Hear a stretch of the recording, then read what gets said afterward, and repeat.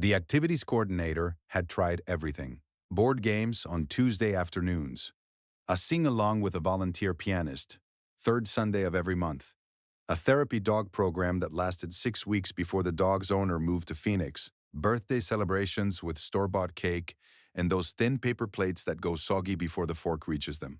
She had tried a movie afternoon. Old films, the ones they would have seen in theaters the first time around. She had set up the common room with folding chairs and a borrowed projector, and 8 residents had come in and sat in silence and watched Roman Holiday, and when the credits rolled, not a single one of them had said a word. That was in January. It was now the first week of April. She had not seen a genuine smile in this building in 93 days. Not a polite smile. Not the automatic kind people produce when a nurse checks in.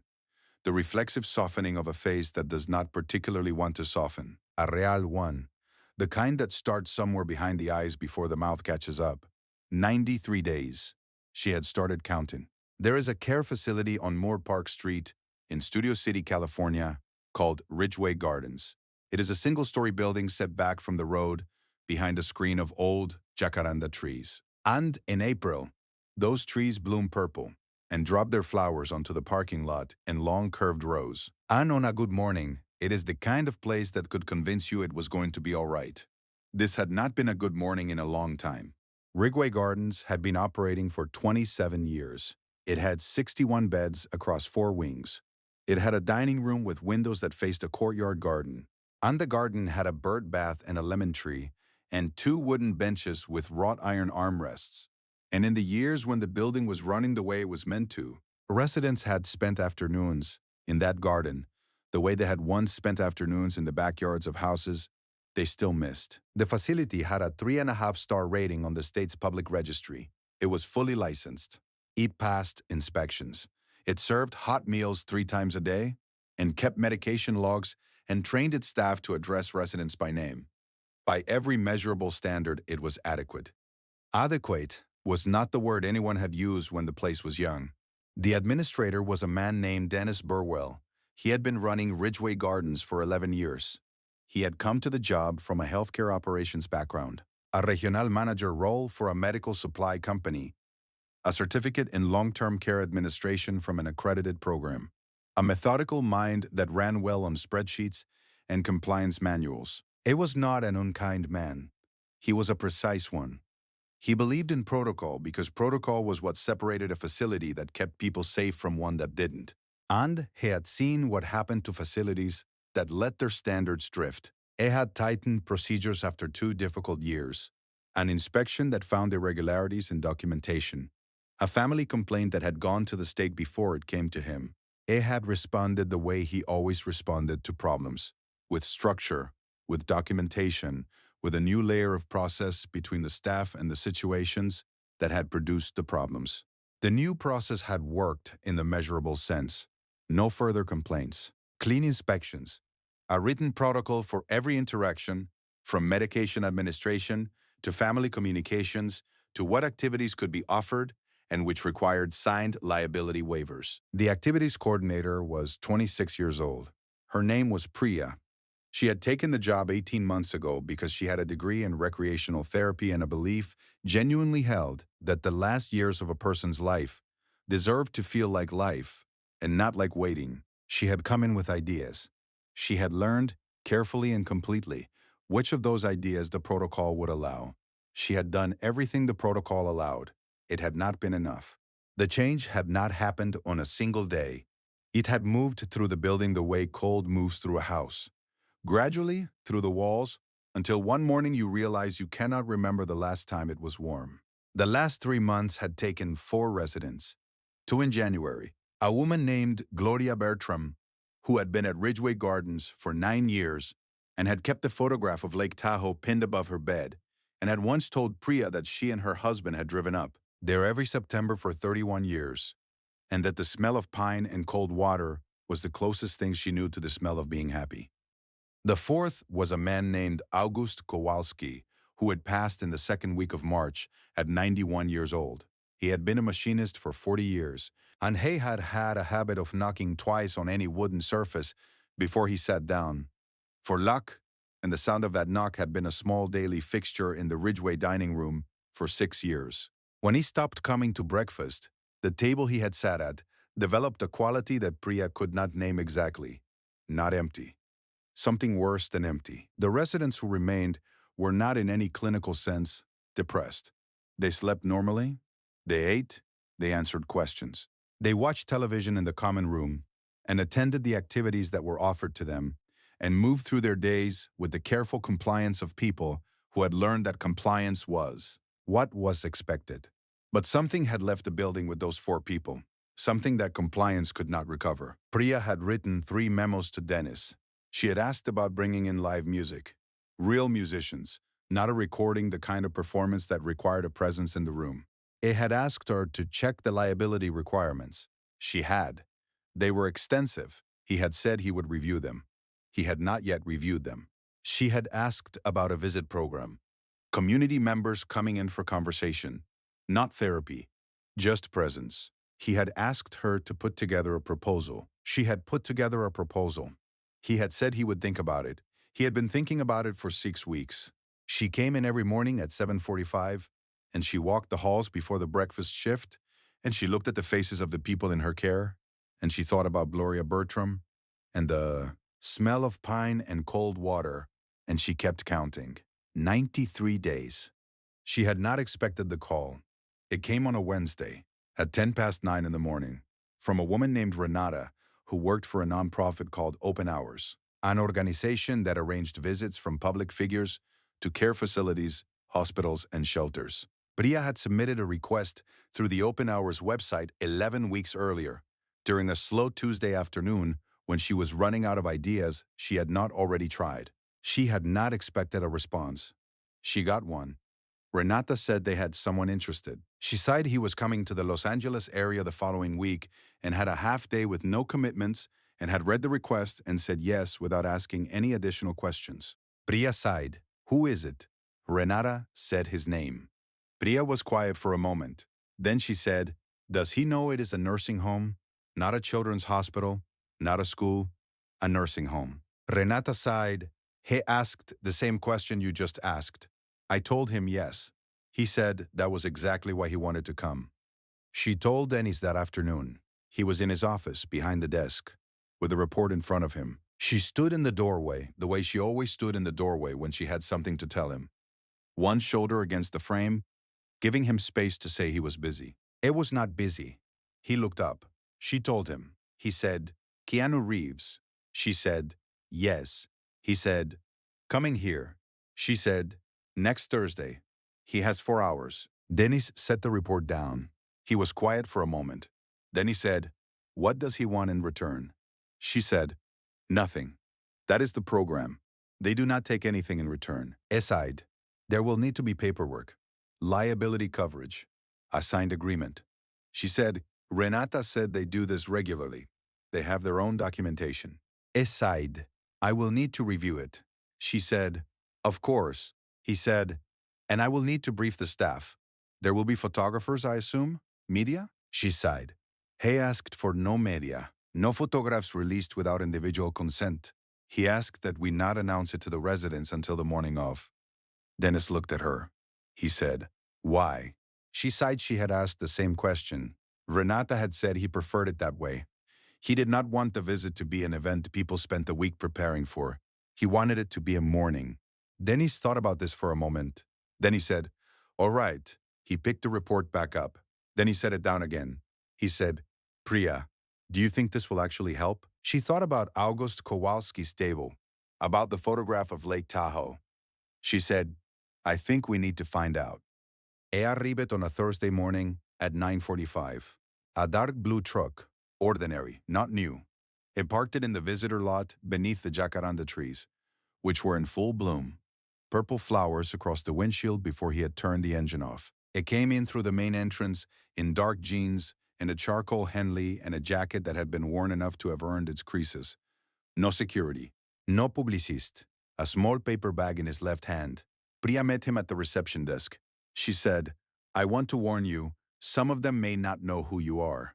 He said, good. Seaside, and some of them are not having easy days. He said, That is all right. I am not here to fix anything. I am just here. She had been working in care facilities for 4 years. She had heard a version of that sentence many times, from volunteers and visitors, and well-meaning people who arrived with energy and left exhausted. She had learned to measure the sentence by what came after it, not by how it was said. She said, "Follow me." The first room belonged to a woman named Miriam Sheck. She was 84 years old. She had been a seamstress for 36 years, had raised 3 children in a house in Venice, had come to Ridgeway Gardens 2 years ago after her daughter in Thousand Oaks could no longer manage her care alone. She sat in a chair by the window most mornings, facing the courtyard, and she had not spoken more than necessary in 11 weeks. Priya knocked, opened the door, said, "Miriam, you have a visitor." Miriam looked up. She looked at Keanu. She looked at him the way people look when they recognize a face but cannot place it. A slight narrowing, a stillness. Aside, "Good morning. I am Keanu. I hope it is okay if I come in."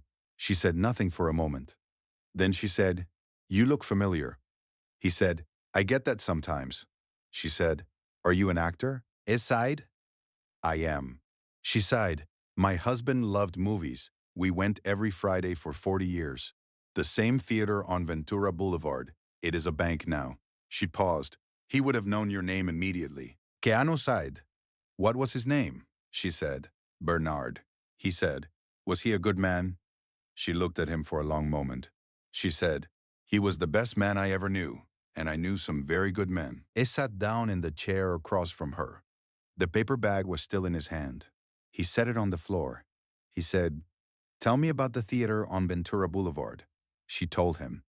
She talked for 41 minutes. She talked about the theater, which had been called the Laurel and had red velvet seats, and a balcony they had only ever sat in twice. Once on their first date, and once on their 25th anniversary. She talked about Bernard, who had worked as an electrical inspector for the city for 32 years, and who had had the habit of arriving everywhere 15 minutes early because he believed that being on time was a form of disrespect. She talked about her children, one in Phoenix, one in Portland, one 30 minutes away in Thousand Oaks, who came on Sundays and sometimes looked at her with a particular expression of someone who is trying very hard not to look sad. Keanu asked questions, not many, specific ones. He asked what movies Bernard had loved most. She sighed westerns. He had a theory that every good western was actually a movie about whether a man could be trusted when no one was watching. Keanu said he thought Bernard was right. She looked pleased. She asked, near the end, what was in the paper bag. Aside, he had brought persimmons from a market near his house. He had been told they were from a small farm in the Central Valley that had been growing them the same way for 60 years. He held the bag out to her. She took one. She held it in both hands the way you hold something you are deciding whether to trust. She sighed. "My mother grew persimmons in her garden in Tel Aviv. I have not thought about that in a very long time." She looked at the fruit. Then she looked at him, and she smiled. It was the kind that starts behind the eyes. Priya, standing in the doorway, did not look away.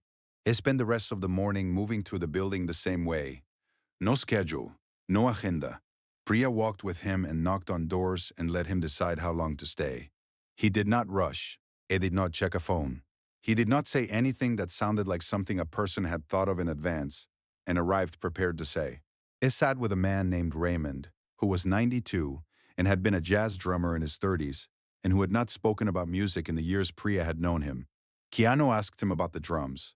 Raymond talked for 20 minutes, and by the end of it he was tapping a rhythm on his knee with 2 fingers, and his eyes were somewhere else. Somewhere younger and louder and more alive than Moore Park Street, Studio City, 2025. He spent time with a woman named Helen, who was 79, and who had taught high school English in Pasadena for 31 years, and who had strong opinions about which novelists people talked about too much. He appeared to share several of those opinions. The conversation got lively. Helen pointed a finger at him twice to make a point, and both times he laughed, genuinely, not the polished kind. He sat with a man named George, who did not speak, who had not spoken in 4 months, who sat in his chair with his hands folded and looked out his window at the jacaranda trees. Keanu sat beside him and did not try to make him speak. He simply sat, for 17 minutes, watching the same trees. When he stood to leave, he put his hand briefly on George's arm. George looked down at the hand. Then he looked up. He did not speak, but something in his face moved. Priya had to look away. Dennis was in the hall when Keanu came out of George's room. He had been making his rounds, the way he made his rounds every Thursday. Clipboard, pen, the steady administrative awareness of a building that needed to be known in order to be kept.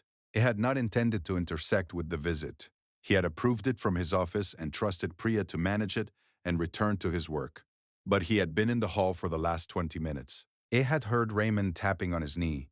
He had heard Helen's voice go up, the way it did when she was arguing a point, a register she had not heard from her in months. He had passed Miriam's room and seen her sitting straighter in her chair, the persimmon still in her hands. He and Keanu stood in the hall. Then he said, "I want to apologize." Keanu said, "For what?" Then he sighed. "I have been running this building very carefully for 11 years. I have protocols for everything. I have documentation for everything. And I have been watching this person." He gestured toward Priya. "Ask me for permission to do things that did not require my permission. And I have been making her wait for answers I could have given in 5 minutes." Priya looked at him. Then he sighed. "She wrote me 3 memos. She put together a proposal I told her I would think about. I have been thinking about it for 6 weeks." He stopped. He looked at the floor for a moment. "I got into this work because my mother spent the last 2 years of her life in a facility that treated her like a liability to be managed. He told myself I would never run that kind of place." A pause. "I have not been paying attention to the right things." The hall was quiet. Keanu said, "You noticed. That counts." Then he sighed. "It counts for something. It does not count for enough." Keanu said, "Then start with the proposal." Dennis looked at him. Keanu sighed. "The community visit program, approve it today. Not tomorrow, today." Then he said, "All right." He said it simply, without qualification. He looked at Priya. He sighed. "I am sorry. I should have listened sooner." She said, "I know why you didn't." He said, "That does not make it right." She sighed, "No, but it makes it understandable. And those are different things." They stood in the courtyard before he left. The lemon tree was heavy that spring, more fruit than it usually held, and the afternoon light came through the jacaranda overhead and made moving patterns on the concrete. Priya sighed. "Can I ask you something?" He said, "Yes." She said, "When you sat with George for 17 minutes without saying anything, what were you thinking about?" He was quiet for a moment. He sighed, "My brother. He died when we were young. There were people who came and tried very hard to say the right thing, and there were people who just sat with me. And I was thinking about how the people who sat with me are the ones I remember, not for what they said, for the fact that they stayed." She looked at the lemon tree. She said, "He has not spoken in 4 months." Keanu said, "I know." She said, "But he looked at you." He sighed, "Yes." She said, "That has not happened either." He did not say anything to that. He looked up at the jacaranda above them, the purple so dense it softened the sky. Then he said, "Keep counting, but count the other things too, not just the hard ones." He picked up 2 persimmons from the bag and left them on the arm of the bench nearest the lemon tree. Then he walked back through the building, said goodbye to the staff at the front desk by name. He had learned every name, and went out to the dark blue truck under the purple trees. It did not look back.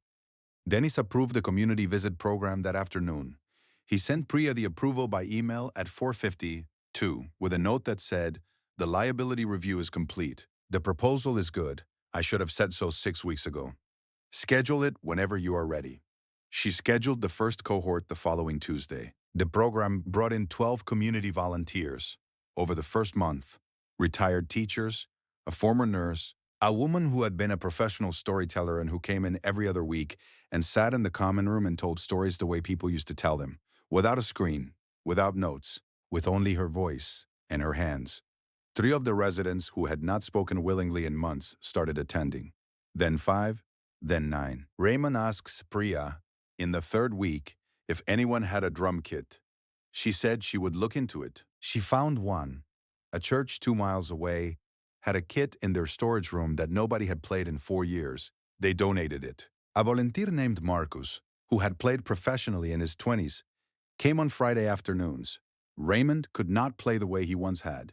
His hands were not what they had been. But he could sit beside Marcus and demonstrate the patterns, knocking them out on his knee. And Marcus would translate them into sound. And the sound would fill the common room in a way that nothing had in a very long time. George spoke on a Wednesday morning in May. One word. He was sitting at the breakfast table and Priya was pouring coffee and he looked at the window and at the jacaranda outside and said, "Purple." She set the coffee pot down carefully and said, "Yes." He said, "Beautiful." She said, "Yes, it is." He nodded. He went back to his breakfast. She went to the supply closet and stood in it for 3 minutes. Then she came back out. Miriam's daughter came on Sunday, the way she always came, with the expression she could not entirely keep off her face. But when she walked into her mother's room, she found Miriam at the table with two photographs she had not looked at in months. Bernard at the Laurel Theater on their first date, squinting into the light. Bernard at a family barbecue in the backyard in Van Nuys, laughing at something out of frame. The daughter stood in the doorway. Miriam said, "Sit down. I want to tell you about your father." The daughter sat. She had heard these stories. She had grown up inside them. But she had not heard her mother tell them in 3 years. Not like this. Present tense. Vivid. With the particular energy of a person who is remembering something because they want to, not because they are afraid of forgetting. She stayed for 4 hours. She called her siblings on the way home. She said, "Something has changed. I don't know exactly what, but go see her." Priya sent a short letter to the Open Hours nonprofit in June. She thanked them. She included one paragraph about what had happened in the months after the visit. The program, Raymond and the drums, George and the word purple, Miriam and the photographs. She did not know if the letter would be passed along. She sent it anyway. She heard, through Renata, that it had been read. She heard nothing else. Nothing was needed. I have been thinking about what it takes to sit with someone who has nothing left to give you. Not to visit them, not to check on them, not to bring a program or an activity or a signed liability waiver. To sit, to ask a question and mean the answer. To stay 17 minutes in a quiet room with someone who cannot speak and not fill the silence with yourself. Most of us are not good at this. Most of us arrive in difficult rooms with a need to be useful, and we do things, and we say things, and we leave feeling like we have helped. And sometimes we have. But sometimes, what the room needed was not a thing done. It was a person present. I think about Priya's 93 days. I think about what it costs to count like that, to keep a record of what is missing because you refuse to stop believing it could come back. That kind of faith is not romantic. It is hard work. It is the work of someone who has not yet let the protocol convince her that adequate is the same as enough. I think about Dennis in the hallway, about the moment he said, "I have not been paying attention to the right things." The hardest sentence anyone can say, because it requires two things at once, seeing clearly and not flinching at what you see. Most of us can do one or the other. Doing both in the same moment is rarer than it sounds. And I think about what Keanu said to Priya in the courtyard. Keep counting, but count the other things too. I do not know if I would have known to say that. I would like to think I would. But sitting in a quiet room for 17 minutes with someone who cannot speak, I am honestly not sure I would have stayed. I keep coming back to that. What it means to stay. This story is fictional, inspired by Keanu Reeves' well-known reputation for showing up quietly, without cameras, for people who are not expecting him. If something in it stayed with you, drop a comment and tell me what you took from it. Not a summary, what you actually carried away. I read every one. If you know someone who works in a care facility, or who has a parent or a grandparent spending their days in a building like Ridgeway Gardens, share this with them. Not because a story changes anything by itself, because sometimes the people doing that work need to know that someone is paying attention to what they do. Subscribe if this is the kind of story you want more of. A new one every week. See you in the next one.